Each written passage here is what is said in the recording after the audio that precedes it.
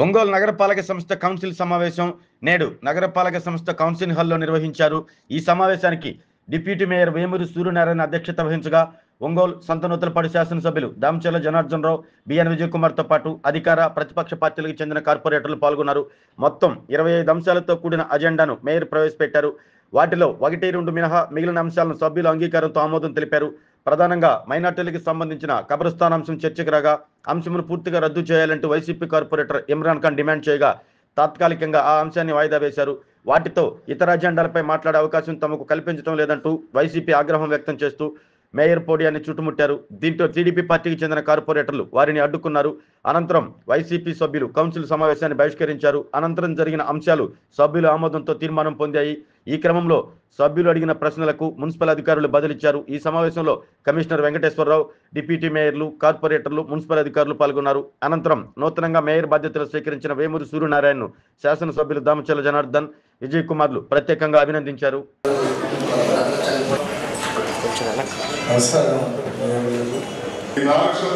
రూపాయలు అనేది చాలా హై రేట్ గా ఉందని చెప్పి అందరూ కూడా భావించి ఇవాళ ఈ సబ్జెక్ట్ మీద మాట్లాడడానికి గౌరవ శాసనసభ్యులు మన జనార్దన్ గారిని అట్లనే విజయ్ కుమార్ గారిని కూడా కోరడం జరిగింది.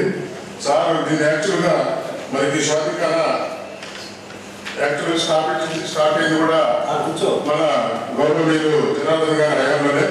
ఎందుకంటే అప్పుడు చాలా పాతపడిపోయి మూలపడిపోయినటువంటి షాదికాన బిల్డింగ్ ని వారు ఎంతో మనకున్నటువంటి సంబంధించినటువంటి మ్యారేజ్ హాల్స్ కానీ వీటన్నిటి కూడా ఎంతెంత కార్యం పరిస్థితి చేస్తున్నారనే దాని మీద.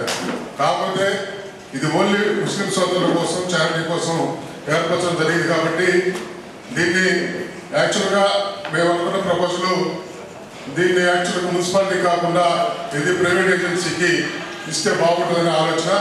ఎందుకంటే మన ఎన్టీఆర్ కళాక్షేత్రం లాగా దాన్ని మెయింటెన్స్ పెడితే మనకి దాని మీద ఇన్కమ్ కూడా వస్తుందని షాదిఖానా కమిటీ వేసి కమిటీకి అప్పగిద్దాం అనేది నా ఆలోచన.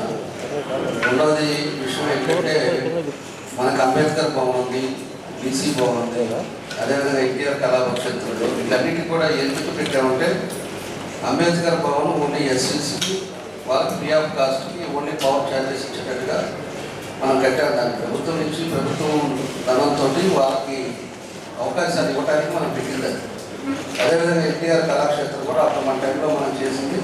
కళాకారులు ఎవరైతే ఉన్నారో వాళ్ళు చేసుకోవటానికి వాళ్ళకి power charges, minimum maintenance charges ఇచ్చేసి మిగతాది ఎవరన్నా కూడా తీసుకోవాలంటే వాళ్ళకి అకామిడేషన్ ఇచ్చేటట్టుగా దాన్ని కూడా ఆ రోజు పెట్టడం జరిగింది. కాబట్టి దీన్ని కూడా షాదిఖానా కూడా మైనారిటీస్ చాలామంది పేదవాళ్ళు ఉన్నారు. వాళ్ళని పెళ్లి చేసుకోవాలంటే మినిమం ప్రైస్ దానికి ఏదైతే ఉందో దాన్ని మనల్లంతా సభ్యులంతా ఉన్నారు కాబట్టి దాన్ని ఒకసారి పరిధిలో తీసుకొని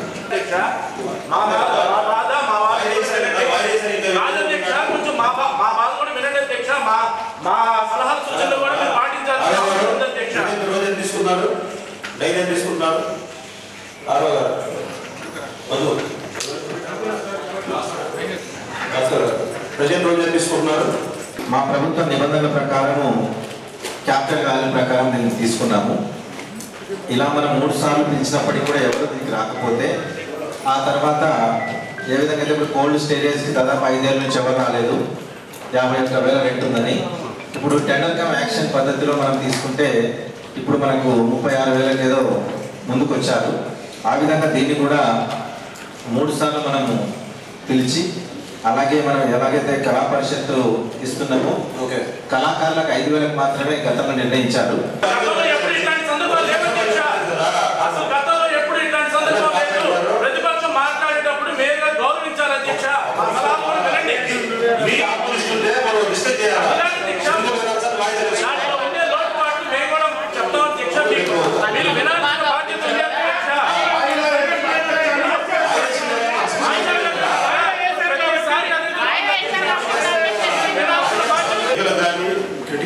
సెన్సిటివ్ కానీ కొన్ని అంశాలు చూసుకోవాలి. అన్ని మనం వాళ్ళకి మంచి చేయడానికి చేశాము. దాని పరిష్కారవంతంగా ఎమ్మెల్యే గారు లోకల్ ప్రజలు కానీ మైనార్టీ వర్గం అందరూ మాట్లాడి అందరూ ఆమోదయోగ్యమైతే నేను నిరాకరణ చేయాలనే అంశంతో వాయిదా ఏమంటున్నారు.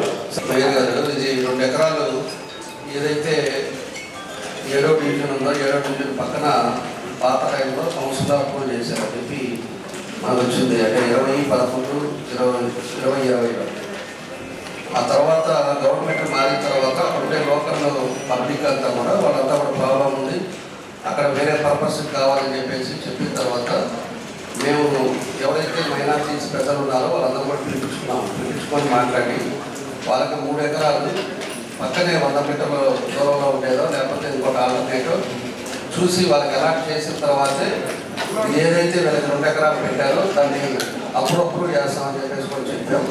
అది మన వాళ్ళు తెలియకుండా దీన్ని ఎజెండాలో పెట్టారు. వాళ్ళకి మైనారిటీస్కి ఇచ్చిన తర్వాత ఈ 2 ఎకరాలు కూడా అక్కడ ఎక్కడైతే స్థానికులు వేరే పర్పస్ జరుగుతున్నారో దాన్ని అలాట్ చేసే విధంగా నెక్స్ట్ వాయిదాలో పెట్టుకున్నామని చెప్పేసి మేము కోరుకుంటా ఉన్నాం. ముస్లిమ్స్ వాళ్ళు కూడా మాకు వ్యక్తిగతంగా ఎవరి మీద మాకు రాజకీయాలు కాదు. సంబంధించిన divisional deputy director of town and కంట్రీపల్లి గుంటూరు వారి పంపగా వారు ఆమోదించున్నారు. 44 సర్క్యులేషన్ ప్యాటర్న్ వివరాలను జతపరచడమైంది. సదరు ఆమోదించిన సర్క్యులేషన్ ప్లాన్లను సంబంధిత సచివాలయ మరియు ఒంగోలు నగరపాలక సంస్థ నోటీసు బోర్డుల అభ్యంతరములు మరియు సూచనలు కూడా ఉంచడం జరిగినది. వాటిని యాజిటీస్గానే ఉన్న కొలతల ప్రకారం చేశారా, లేదంటే ఓల్డ్ బిల్డప్ ఏరియా ఏదైతే ఉందో అదేవిధంగా న్యూ డెవలప్ ఏరియాలో ఏ విధంగా చేశారు, అదేవిధంగా ఈ డీకేస్ పట్టాలు ఉన్న చోట్ల ఏ విధంగా చేశారనేది మీ ద్వారా నేను ఏసీబీ గారు అడుగుతున్నాను. యాజిటీస్గా యాజ్ అన్ గ్రౌండ్ అంటే కంజెస్టెడ్ ఏరియా, ఓన్లీ కంజెస్టెడ్ ఏరియాలో ఉన్నటువంటి జనసాంద్రత ఎక్కువ ఉండి కంజెస్టెడ్ ఏరియాలో ఉన్నటువంటి ఏరియాల్లోనే మనం న్యూ డెవలప్డ్ కాకుండా ఓల్డ్ బిల్టప్ ఏరియాలోనే ఈ 44 సర్క్యులేషన్ ప్యాటర్న్స్ తయారు చేశాము. ఆల్రెడీ ఎగ్జిస్టింగ్ రోడ్ విడ్త్ ఎంత ఉందో అంతవరకే, అంటే అక్కడ జనాలకి ఆ ఓల్డ్ బిల్టప్ ఏరియాలో రోడ్డు విడ్త్ కాకుండా ప్లాట్ లెంగ్త్లు తక్కువ ఉంటే వాళ్ళకి 30 అడుగుల రోడ్డు కావాలంటే వాళ్ళ దాంట్లో 5-10 అడుగులు అట్లా ఎఫెక్ట్ అవుతుంది. కాబట్టి వాళ్ళకి ఇబ్బందికరమని గవర్నమెంట్ వాళ్ళు సూచనలు చేశారు. అందుకని యాజిటీస్గా యాజ్ అన్ గ్రౌండ్ 20 ఫీట్ ఉంటే 20 ఫీట్కే పర్మిషన్ ఇచ్చేట్టుగా ఒక ఈ సర్క్యులేషన్ ప్యాటర్న్ తయారు చేసి ఆమోదం చేశారు.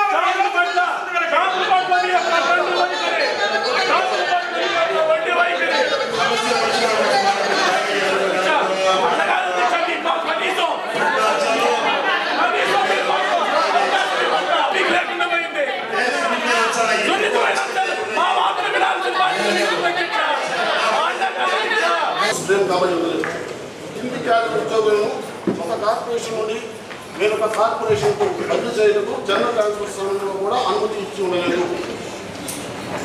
ఇటువంటి పరిస్థితుల్లో ఒక పంచాయతీ నుండి కార్పొరేషన్కు బదిలీ చేయడం విషయంపై కమిషనర్ మరియు డైరెక్టర్ ఆఫ్ మున్సిపల్ అడ్మినిస్ట్రేషన్ గారు ఒంగోలు నగరపాలక సంస్థ వేకెన్సీ పొజిషన్ ఏ చట్టం ప్రకారం అడిగినారు 9-10-2024 గల వాటి లెక్కలో బదిలీలకు సంబంధించిన అభివృద్ధి పొజిషన్ ప్రస్తావించినారా లేదా మరియు సంబంధిత ఫైలు పొందుపరిచిన జీవోఎంఎస్ నెంబర్ 75 తేదీ 17-8-2024 ఉత్తర్వులు నమోదుపరిచిన.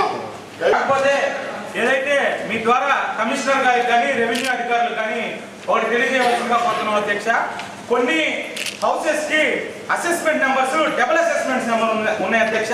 ఏదైతే వాటర్ ట్యాక్స్ అవనండి, వేకెంట్ ల్యాండ్ ట్యాక్స్ అవనండి మరియు హౌస్ ట్యాక్స్ అవనండి డబుల్ అసెస్మెంట్స్ ఉండటం వల్ల ఏరియాస్ బాగా పెరిగిపోయి పెండింగ్ అనిపిస్తున్నాయి అధ్యక్ష.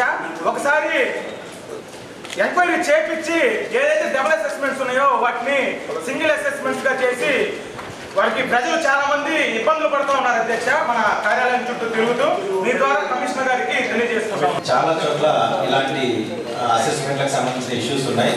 ఇప్పుడు మనకు ట్యాక్స్ కలెక్షన్ జరుగుతుంది కాబట్టి మార్చి ఎండింగ్ తర్వాత అన్నింటినీ మొత్తము ఇలాంటివన్నీ కూడా ఐడెంటిఫై చేసి పెద్ద ఎత్తున సర్వే చేయించి ఈ విధంగా రవితేజ గారు చెప్పినటువంటి అలాంటివి ఏవైతే ఉన్నాయో చాలామంది కార్పొరేటర్స్ కూడా మా దృష్టికి తీసుకొచ్చారు.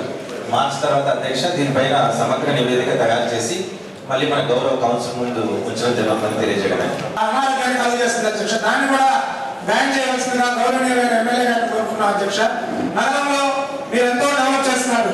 ఇప్పుడు మీ ఆధ్వర్యంలో కొత్తపట్నం బస్ స్టాండ్ గత 30 సంవత్సరాల నుంచి కూడా అది ఇరుకుగా ఉండి ఇబ్బందికరంగా ఉన్న పరిస్థితుల్లో మీరు పూర్తిగా దాన్ని తొలగించి ఎన్నో ఒత్తిళ్లు వచ్చినాయి. ఒక కార్పొరేటర్ గారి దగ్గర బంధువులైనా కూడా ఆయన కూడా కన్విన్స్ చేసి ముందు ఆ అప్రోచ్మెంట్ అన్ని తీసేసి అవి విధంగా చేస్తారు. అదేవిధంగా మన మమ్మగూడెం ఎక్స్టెన్షన్ కానీ అక్కడ మన కర్నూలు రోడ్లో పాత కాలువ చేసి అతి త్వరలో ఒక 4 months 5 months లో కంప్లీట్ చేస్తానని హామీ ఇచ్చారు. అదేవిధంగా పనులు కూడా చక్కగా బ్లాక్ పోయడం త్వరతగతిన జరుగుతున్నాయి. ప్రజలందరూ కూడా ఈ సందర్భంగా మన అమలు ఛాన్సలర్ కాపర్చన చంద్ర గారికి అలాగే ఎంపీ శ్రీనివాసరెడ్డి గారికి అందరూ కూడా ఈ కార్పొరేట్ సంబంధించిన కార్పొరేటర్లందరూ కూడా ఒకసారి ధన్యవాదాలు చెప్పాలని మనస్ఫూర్తిగా ధన్యవాదాలు తెలుపుతాం. ఎందుకంటే ఎన్నో బాధపడ్డాం అక్కడ నెల్లూరు బస్ స్టాండ్ రత్నమాల వస్తూ మెయిన్ డ్రైన్ ఉంది. చిన్న వర్షం పడ్డా కానీ ఆ డ్రైన్ అంతా వాటర్ రోడ్డు మీదకి వచ్చేసి అంతా అక్కడ టెంపుల్ కూడా ఉంది, వినాయక టెంపుల్. అది కూడా ఊళ్ళో వాటర్ ప్రజలు బాగా ఇబ్బందిగా ఉంటారు. గతంలో జాతీయ 40 లక్షల నుంచి టెండర్ పిలిచి గవర్నమెంట్ చేశారు. కానీ టెండర్ వేశారు కానీ వాళ్ళకి బిల్లులు రాలేదని చేయలేదు. దాన్ని లాస్ట్ టైం అన్ని క్యాన్సిల్ చేసినప్పుడు దాంట్లో కూడా క్యాన్సిల్ చేశారు. లాస్ట్ వీక్లో మన ఎమ్మెల్యే గారికి కూడా అర్జీ ఇవ్వడం జరిగింది. దయచేసి అది మెయిన్ రోడ్ కాబట్టి అక్కడ రైలు కూడా ఇంపార్టెంట్ కాబట్టి ఆ వస్తువులు కూడా ఏదో గ్రాంట్లో పెట్టవలసిందిగా ఎమ్మెల్యే గారికి కోరలేదు. ఎందుకంటే టౌన్లో చాలా చోట్ల ఇలాంటి వర్షం నీరు అంతా కూడా రోడ్లపైన ఉంది. సో దాన్ని ఖచ్చితంగా గౌరవ కార్పొరేటర్ నాగరాజు గారు అడిగినట్టుగా త్వరలో దానికి కూడా నిధులు కేటాయించి అక్కడ కూడా ఈ డ్రైనేజ్ ఇష్యూని పరిష్కరిస్తామని గౌరవ సభకు తెలియజేస్తున్నాం.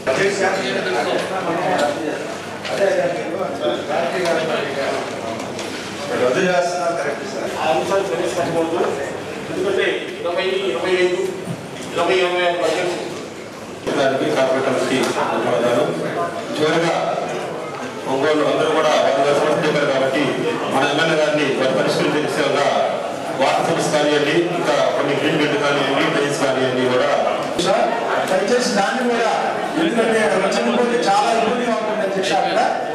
ఎమ్మెల్యే గారు, ఎంపీ గారు, మేయర్ గారు, కమిషనర్ గారు సిబ్బంది కూడా ఈ చివరి సంవత్సరం డివిజన్ల సమస్యలన్నీ కూడా పరిష్కరిస్తా మంచిగా తెలుసుకోవాలని కోరుకుంటూ ఈ సమావేశాన్ని ముగిస్తారు.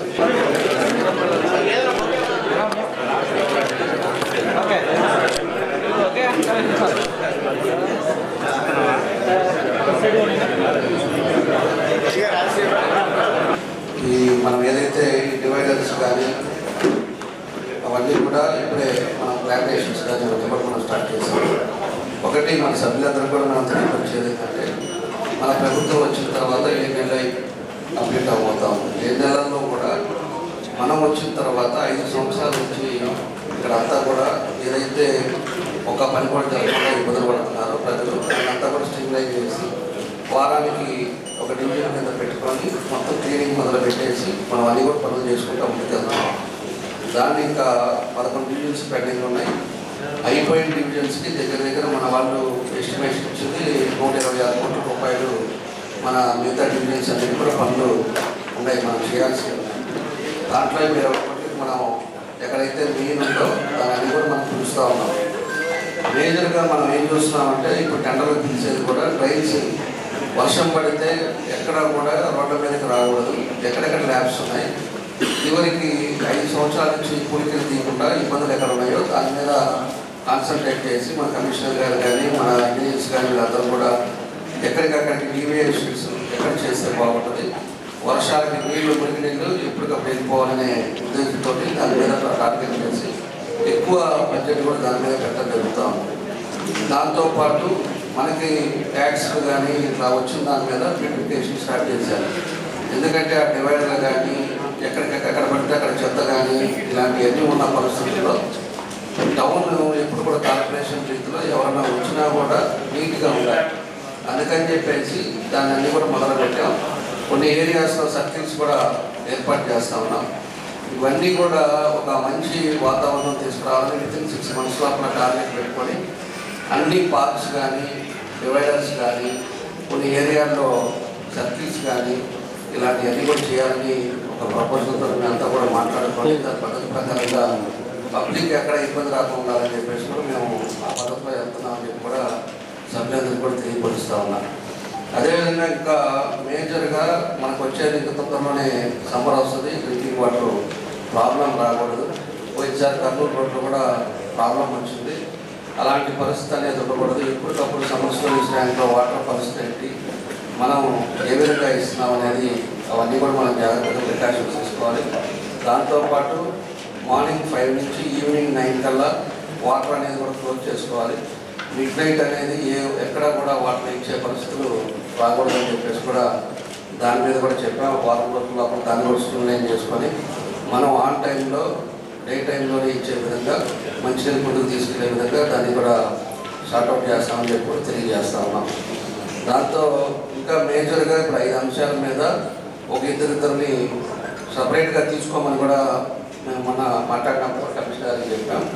ఒకటి శానిటేషన్ మీద ఒక 2 మనుషులు సీనియర్ని పెట్టేసి టౌన్లో ఎక్కడ కూడా వాళ్ళు టౌన్లో తిరుగుతూ ఉండాలి. ఎక్కడ కూడా ఒక చెత్త అనేది కనపడకూడదు. ఏదైనా ట్రాక్టర్ రోడ్డు పక్కన వేసినా కూడా అది ఇమీడియట్గా మీరు ఐడెంటిఫై చేసి తీయాలి. ఎవరు వేస్తున్నారో ఐడెంటిఫై చేసుకోవాలి. డివిజన్స్లో కూడా ఎక్కడ కూడా చెత్త అనేది కనపడకుండా క్లీన్గా మార్నింగ్ సచివాలయం వీళ్ళ వర్కర్స్ వచ్చేసి ఆ డివిజన్లో చెత్త తీసుకెళ్తున్నారా లేదా, దానికి ఎట్లా ఉంది పరిస్థితులు ఏంటనేది కూడా చూసుకొని చేసే విధంగా శానిటేషన్కి ఇద్దరు. అదేవిధంగా లైటింగ్కి ఇద్దరు. లైట్ బల్బ్ అనేది పోతే వారం రోజులు పట్టించుకునే పరిస్థితులు ఉండకూడదు. పోయిన లైట్ మరుసటి రోజు మార్నింగ్ కల్లా డివిజన్స్లో కానీ మెయిన్ రోడ్స్లో కానీ అన్నిటికీ ఉండాలి. ఈరోజు టవర్ లైట్స్ పెట్టాం. మన టైంలో ఆ రోజు చిన్న లైట్లు ఉన్నాయని చెప్పి అప్పుడు ఎన్హెచ్లో వేసే లైట్లు తీసుకొచ్చి పెట్టాం. అంటే నైట్ కూడా డే టైం లాగా ఉండాలని చెప్పి అలాంటిది దానికి ఇద్దరు పెట్టమన్నాం. అదేవిధంగా నైట్ శానిటేషన్ నైట్ స్వీపర్స్ కూడా పెట్టమన్నాం. మెయిన్ బజార్లన్నీ కూడా 11 to 4 మొత్తం అన్ని బజార్లు కూడా క్లీన్ చేసి క్లీన్ అండ్ గ్రీన్గా ఉండేటట్టుగా దాన్ని కూడా తొందరలోనే అది కూడా స్టార్ట్ చేయాలని చెప్పేసి కూడా మన కమిషనర్ గారు కూడా తెలియపరుస్తా ఉన్నాం. తెలుగుదేశం పార్టీ వచ్చిన తర్వాత చాలా వరకు మెరుగు సూచనలు కనపడుతూ ఉన్నాయి. శానిటేషన్ కొంచెం బాగానే చేస్తున్నారు. అయినా కానీ ఇంకా కొద్దిగా బాగా చేస్తే బాగుంటుంది అనేది నా సూచన. ఎందుకంటే నేను 38, 39, 40, 41 డివిజన్లు తిరుగుతూ ఉంటే ఈ దోమలు మస్కిటోస్ చాలా ఎక్కువ ఉన్నాయి. అందుకని మీరు ఏదైనా శానిటేషన్ చేసేటప్పుడు ఏదో సమానంగా చేయడం కాదు. ఎక్కడ ఎక్కువ ప్రాబ్లం ఉంటే అక్కడ ఎక్కువ మీరు శ్రద్ధ పెట్టాలని నేను సూచిస్తూ ఉన్నాను. దీనికి కనెక్టెడ్ విషయం ఏంటిదంటే సైడ్ డ్రైన్స్. ఎక్కడెక్కడ సైడ్ డ్రైన్స్ లేవు, సైడ్ డ్రైన్స్ సరిగ్గా క్లీన్ చేయడం లేదు, అక్కడంతా ఈ మస్కిటో బాగా బ్రీడింగ్ గ్రౌండ్ అయిపోయి చాలా మస్కిటో మెనెన్స్ ఇప్పుడే కనపడతా ఉంది. నేనున్న అపార్ట్మెంట్లో కూడా బాగా మస్కిటోస్ ఉన్న విషయం నేను కూడా గమనిస్తూ ఉన్నాను. అందుకని రాబోయే కాలంలో డ్రైన్స్, క్లీన్లీనెస్, ఆ శానిటేషన్ అనేది బాగా చేయాలి. ఎందుకంటే మనం చూస్తూ ఉన్నాం కొన్ని లాస్ట్ ఇయర్ ఇంకా కొన్ని డెంగ్యూ ఎక్కువ వస్తూ ఉన్నాయి మన నగరంలో. Prevention is better than cure. అందుకని ఈ శానిటేషన్ మీద, ఈ డ్రింక్స్ మీద ప్రత్యేక దృష్టి పెట్టాలని నేను సూచిస్తూ ఉన్నాను. అదే కాకుండా ఒంగోలు మున్సిపల్ కార్పొరేషన్ 1876 నుంచి ఇక్కడ ఉంది. కానీ మా పేర్నమిట్ట ఏరియా ఈ మధ్య కాలంలో అంటే ఒక 10-15 years బ్యాక్ నేను ఎమ్మెల్యే ఉన్నప్పుడు జాయిన్ చేశాను. అందుకని ఇది గ్రోయింగ్ ఏరియా కాబట్టి దానికి కొన్ని సమస్యలు ఉంటాయి. దాని మీద ప్రత్యేక దృష్టి పెట్టి దానికి సంబంధించిన రోడ్స్, డ్రైన్స్ సపరేట్గా మీరు కొద్దిగా శ్రద్ధ పెట్టాలని నేను కోరుకుంటా ఉన్నాను. అదే కాకుండా మా ఏరియాస్లో కూడా కొద్దిగా తక్కువ పార్కులు ఉన్నాయి. 38 డివిజన్లు కూడా పార్క్ ఉంది. దాన్ని పూర్తిగా చేసే విధంగా మీరు చర్యలు తీసుకోవాలని నేను కోరుకుంటా ఉన్నాను. మూడో ఫైనల్ విషయం ఏంటిదంటే ఎస్సీ సప్లైన్లో నా మున్సిపల్ కార్పొరేషన్ కూడా ఇంప్లిమెంట్ చేయాలని నేను అనుకుంటా ఉన్నాను. సో ఎక్కడ ఎస్సీలు ఎక్కువ ఉన్న ఏరియాలో దాన్ని మీరు ఆ ఫండ్స్ని కాన్సన్ట్రేట్ చేయాలని నేను కోరుకుంటా ఉన్నాను.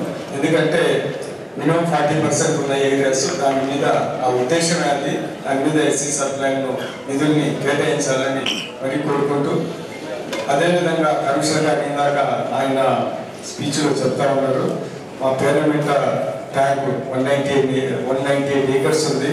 అది మనకి అది చాలా అంత పెద్ద ల్యాండ్ ఉండటం అది ఒక అదృష్టము. దానికి నాగార్జున సాగర్ నుంచి ఆల్రెడీ డెడికేటెడ్ లైన్ కూడా దానికి ఉంది.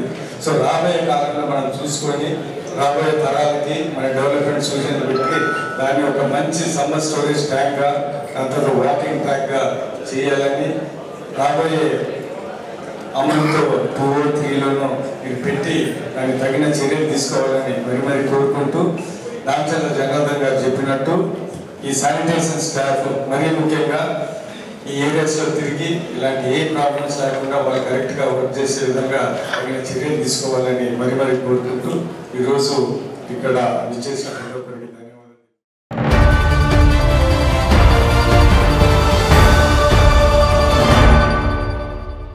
MHR function hall AC, TDP office దగ్గర, గుంటూరు రోడ్, ఒంగోలు.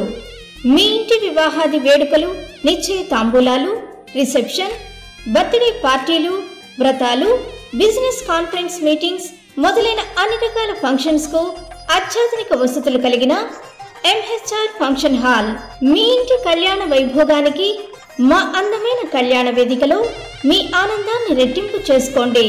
మా ప్రత్యేకతలు: సువిశాలమైన కళ్యాణ వేదిక, కిచెన్ మరియు డైనింగ్ హాల్, సువిశాలమైన పార్కింగ్ మరియు జనరేటర్ సౌకర్యం కలదు. బుకింగ్స్ కొరకు సంప్రదించండి. MHR function hall AC, TDP office దగ్గర, గుంటూరు రోడ్, ఒంగోలు. సెల్ 9440155768 8142832186.